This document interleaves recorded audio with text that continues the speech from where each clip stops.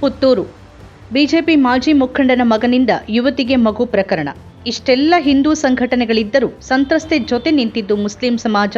ಪ್ರತಿಭಾ ಕುಳಾಯಿ ಹೇಳಿಕೆ. ಹಿಂದೂ ಧರ್ಮ ಸಂಸ್ಕೃತಿ ಬಗ್ಗೆ ಉದ್ದುದ್ದ ಭಾಷಣ ಮಾಡುವ ಕಲ್ಲಡ್ಕ ಪ್ರಭಾಕರ್ ಭಟ್ ಯಾಕೆ ಮದುವೆ ಮಾಡಿಸ್ತಿಲ್ಲ? ಕರಾವಳಿಯಲ್ಲಿ ಮತ್ತೊಮ್ಮೆ ಕಳಚಿದ ಹಿಂದುತ್ವದ ಅಸಲಿ ಮುಖವಾಡ. ದಕ್ಷಿಣ ಕನ್ನಡ ಜಿಲ್ಲೆ ಅಂದ್ರೆ ಅದು ಹಿಂದುತ್ವದ ಪ್ರಯೋಗಶಾಲೆ.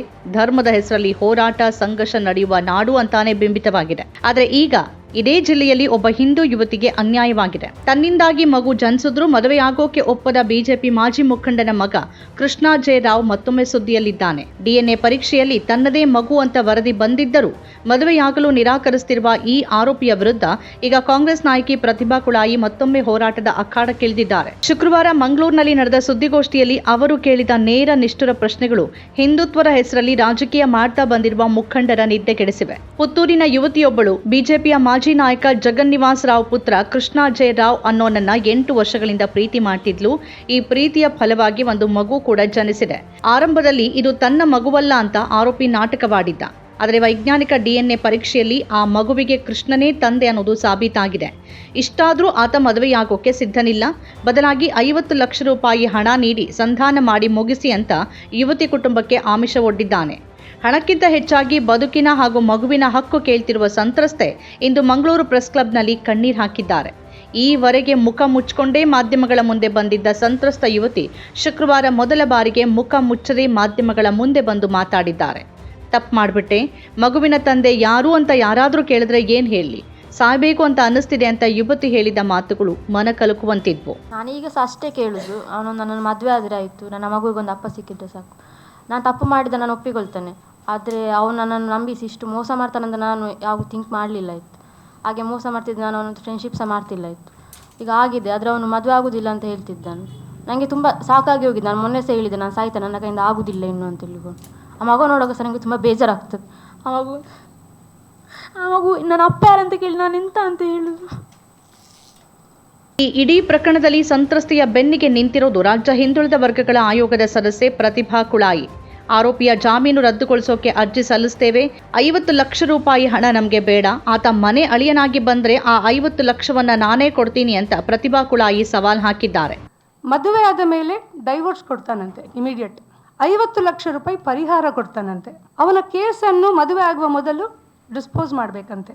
ಸೊ ಇದು ಯಾವ ರೀತಿಯ ನ್ಯಾಯ ಅಂತ ಗೊತ್ತಿಲ್ಲ. ದುಡ್ಡು ಯಾರು ಕೇಳ್ತಾ ಇದ್ದಾರೆ ಅಂತಲೂ ಗೊತ್ತಿಲ್ಲ. ನಮಿತನಿಗಾಗಲಿ ಪೂಜಳಿಗಾಗಲಿ ಅವರ ಕುಟುಂಬಕ್ಕೆ ಇವರ ಈ ದುಡ್ಡು ಅಗತ್ಯ ಇಲ್ಲ. 50 ಲಕ್ಷ 8 ಲಕ್ಷ ಮಗುವಿದು ವ್ಯಾಲ್ಯೂ ಅವ್ರ ಪ್ರಕಾರ. 50 ಲಕ್ಷ ಈಗ ಇವರಿಬ್ಬರದು, ಈಗ ಇಷ್ಟೆಲ್ಲ ಹೋರಾಟ ಗಲಾಟೆ ಎಲ್ಲ ಆಗ್ತಾ ಇದೆ, 50 ಲಕ್ಷ ರೂಪಾಯಿ ಅವರು ಕೊಡ್ತಾರಂತೆ. ಈ ಸಂದರ್ಭದಲ್ಲಿ ನಾನೊಂದು ಮಾತನ್ನು ಹೇಳಲಿಕ್ಕೆ ಇಚ್ಛಿಸ್ತೇನೆ. 50 ಲಕ್ಷ ರೂಪಾಯಿ ನಾನು ಕೃಷ್ಣ ಜೆ ರಾವ್ ಜಗನ್ನಿವಾಸ್ ರಾವ್ಗೆ ಕೊಡ್ತೇನೆ. ಮದುವೆ ಆಗಲಿ, ನಮಿತನ ಮನೆಗೆ ಅವನು ಮನೆಯಳಿಯಾಗಿ ಬರಲಿ. 50 ಲಕ್ಷ ರೂಪಾಯಿ ಮಾತಾಡ್ತಾ ಇದ್ದಾನಲ್ಲ, ಇವರು ಹೊಡೆಯುವ ಮಾತನ್ನು ಮಾತಾಡ್ತಾ ಇದ್ದಾರೆ, ನಾನು ಒಂದು ಮಾಡುವ ಮಾತನ್ನು ಮಾತಾಡ್ತಾ ಇದ್ದೇನೆ. ಅಷ್ಟೇ ಅಲ್ಲ, ಜನವರಿ 24ರಂದು ಕಲ್ಲಡ್ಕದಲ್ಲೇ ಆ ಮಗುವಿಗೆ ನಾಮಕರಣ ಶಾಸ್ತ್ರ ಮಾಡುವುದಾಗಿ ಘೋಷಣೆ ಮಾಡಿದ್ದಾರೆ. ಇದರ ಹಿಂದೆ ಒಂದು ಬಲವಾದ ಕಾರಣ ಇದೆ. ಈಗ ಉದ್ಭವಿಸಿರುವ ಪ್ರಶ್ನೆ ಏನು ಅಂದ್ರೆ, ಕರಾವಳಿಯಲ್ಲಿ ಹಿಂದೂ ಧರ್ಮ ಸಂಸ್ಕೃತಿ ಅಂತ ದೊಡ್ಡದಾಗಿ ಭಾಷಣ ಮಾಡೋರು ಈಗೆಲ್ಲಿ ಹೋಗಿದ್ದಾರೆ ಅನ್ನೋದು. ಶ್ರೀನಿವಾಸ ಕಲ್ಯಾಣೋತ್ಸವ ಮಾಡುವ ಅರುಣ್ ಪುತ್ತಿಲ ಅವರು ಈ ನೊಂದ ಯುವತಿಯ ಕಲ್ಯಾಣ ಯಾಕೆ ಮಾಡಿಸ್ತಿಲ್ಲ ಅಂತ ಪ್ರತಿಭಾ ಕುಳಾಯಿ ಕೇಳಿದ್ದಾರೆ. ಅರುಣ್ ಪುತ್ತಿಲ ಮೇಲೆ ತುಂಬ ಗೌರವ ಇದೆ. ಪುತ್ತೂರಲ್ಲಿ ಅವರಿಗೆ ಆದ ಒಂದು ಸ್ಥಾನಮಾನ ಇದೆ. ಮೊನ್ನೆ ಅವರು ಶ್ರೀನಿವಾಸ ಕಲ್ಯಾಣೋತ್ಸವ ಅಂತ ಮಾಡಿದರು. ದೇವರಿಗೆ ಮದುವೆ ಮಾಡಿಸುವ ಅಗತ್ಯ ಅವರಿಗಿಲ್ಲ. ದೇವರು ಆಲ್ರೆಡಿ ಮದುವೆ ಆಗಿದ್ದಾರೆ. ದೇವರನ್ನು ಮದುವೆ ಮಾಡುವ ತಾಕತ್ತು ಯಾರಿಗೂ ಇಲ್ಲ ಈ ಜಗತ್ತಲ್ಲಿ, ಭೂಮಿಯಲ್ಲಿ. ಈ ಹುಡುಗಿಗೆ ಮದುವೆ ಮಾಡಿಸುವ ತಾಕತ್ತು ಅವ್ರಿಗಿರ್ಬೇಕು. ಇವಳು ದೇವರಿಗಿಂತ ಮೇಲಲ್ಲ.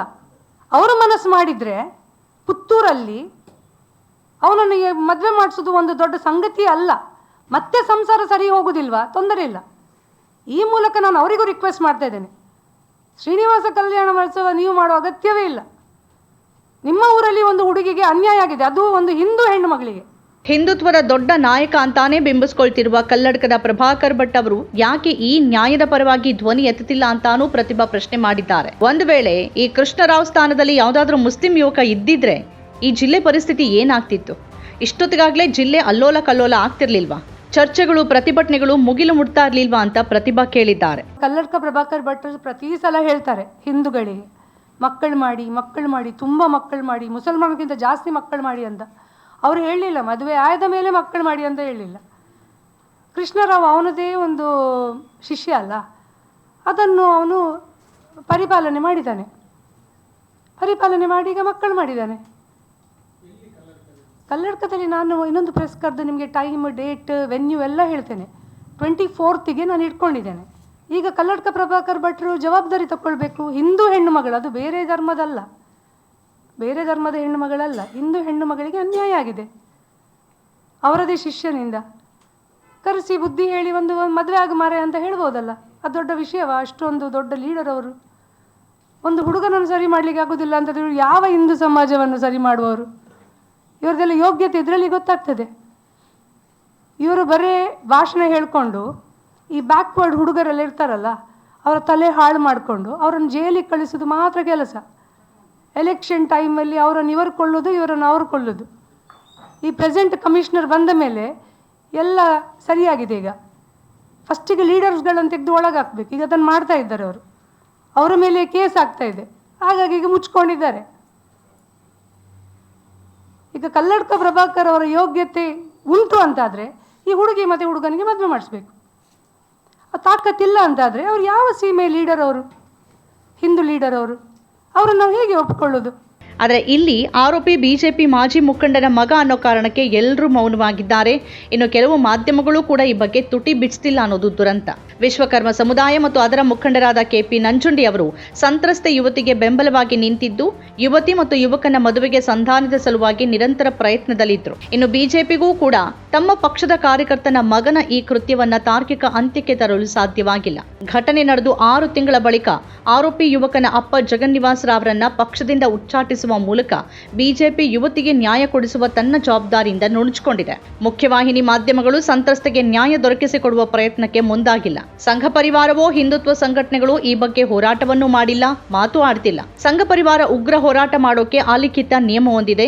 ಸಂತ್ರಸ್ತೆ ಒಂದು ನಿರ್ದಿಷ್ಟ ಧರ್ಮದವರಿಂದ ಅನ್ಯಾಯಕ್ಕೊಳಗಾಗಿರಬೇಕು, ಆಗ ಮಾತ್ರ ಅದು ಹೋರಾಟ ಮಾಡುತ್ತೆ. ಧರ್ಮ, ಜಾತಿ ಅನ್ನೋದು ಬರೀ ಚುನಾವಣೆಗಾಗಿ ಮತ್ತು ಭಾಷಣಕ್ಕಾಗಿ ಮಾತ್ರವಾಗಿದೆ. ಒಬ್ಬ ಹಿಂದೂ ಯುವತಿಗೆ ಅನ್ಯಾಯವಾದಾಗ ಜಾತಿ ಯಾಕೆ ಅಡ್ಡ ಬರ್ತಿದೆ ಅಂತ ಪ್ರತಿಭಾ ಕುಳಾಯಿ ಅಸಮಾಧಾನ ಹೊರಹಾಕಿದ್ದಾರೆ. ಪ್ರತಿಭಾ ಕುಳಾಯಿ ಅವರು ಈಗ ಈ ಹೋರಾಟವನ್ನ ಹಿಂದುತ್ವದ ದೊಡ್ಡ ನಾಯಕರ ಊರು ಕಲ್ಲಡ್ಕದಿಂದಲೇ ಆರಂಭಿಸಲು ನಿರ್ಧರಿಸಿದ್ದಾರೆ. ಜನವರಿ 24ರಂದು ಕಲ್ಲಡ್ಕದಲ್ಲಿ ನಡೆಯಲಿರುವ ನಾಮಕರಣ ಶಾಸ್ತ್ರ ಈ ಅನ್ಯಾಯದ ವಿರುದ್ಧದ ದೊಡ್ಡ ಪ್ರತಿಭಟನೆ ಆಗಲಿದೆ. ಈ ನಾಮಕರಣಕ್ಕೆ ಜಿಲ್ಲೆಯ ಎಲ್ಲ ಜನರನ್ನ ಪ್ರತಿಭಾ ಕುಳಾಯಿ ಆಮಂತ್ರಿಸಿದ್ದಾರೆ. ಈ ನಡುವೆ ಅವರು ಮತ್ತೊಂದು ಮಾತನ್ನೂ ಹೇಳಿದ್ದಾರೆ. ಇಷ್ಟೆಲ್ಲ ಹಿಂದುತ್ವ ಸಂಘಟನೆಗಳಿದ್ರೂ ಘಟನೆ ನಡೆದಾಗ ಸಂತ್ರಸ್ತ ಜೊತೆ ನಿಂತಿದ್ದು ಮುಸ್ಲಿಂ ಸಮಾಜ. ಹಾಗಾಗಿ ಈ ಹೋರಾಟದಲ್ಲಿ ಯಾವುದೇ ಜಾತಿ ಧರ್ಮಗಳ ಭೇದವಿಲ್ಲ. ಒಂದು ಹೆಣ್ಣು ಮಗುವಿನ ನ್ಯಾಯಕ್ಕಾಗಿ ಎಲ್ಲರೂ ಜೊತೆ ಸೇರಿ ಅಂತ ಕರೆ ನೀಡಿದ್ದಾರೆ. ಮತ್ತೆ ಹೇಳ್ತಾರೆ ಮುಸಲ್ಮಾನರ ಹೆಲ್ಪ್ ತಗೊಳ್ಬೇಡಿ, ನೀವು ಅವರನ್ನು ಯಾಕೆ ಕರೆದದ್ದು? ಮುಸಲ್ಮಾನರು ಈ ಪ್ರತಿಭಟನೆಗೆ ಬಂದದಕ್ಕೆ, ನೀವು ಅವರೊಟ್ಟಿಗೆ ಪ್ರತಿಭಟನೆಗೆ ಕೂತ್ಕೊಂಡಕ್ಕೆ ನಾವು ಹಿಂದೂ ಸಮಾಜದ ಈ ಏನು ಹೇಳ್ತಾರೆ ಸಮಾಜದವರು ನಿಮ್ಮೊಟ್ಟಿಗೆ ಬರುವುದಿಲ್ಲ ಅಂತ. ಇವರಿಗೆ ನಾಚಿಕೆ ಆಗಬೇಕು. ಇವರು ಬರಲಿಲ್ಲ ಅಂತ ಹೇಳಿ ಇವರು ಮುಸಲ್ಮಾನರ ಹತ್ರ ಹೋಗಿದ್ದಲ್ಲ. ನಾನು ಈ ಮೂಲಕ ಮುಸಲ್ಮಾನರಲ್ಲಿ ಮತ್ತೆ ರಿಕ್ವೆಸ್ಟ್ ಮಾಡ್ತಾ ಇದ್ದೇನೆ, ಪ್ಲೀಸ್ ಬನ್ನಿ, ನಮಗೆ ಹೆಲ್ಪ್ ಮಾಡಿ. ನಮ್ಮ ಸಮಾಜದಲ್ಲಿ ಯಾರು ನಮಗೆ ಹೆಲ್ಪ್ ಮಾಡುವವರು ಇಲ್ಲ, ಯಾರು ಇದರ ಬಗ್ಗೆ ಮಾತಾಡಿದವರು ಇಲ್ಲ. ಇವತ್ತು ನಾನು ಹೇಳ್ತಾ ಇದ್ದೇನೆ, ಮಾತಾಡಿದವರು ಇಲ್ಲ, ಯಾರು ಇಲ್ಲ ಅಂತ.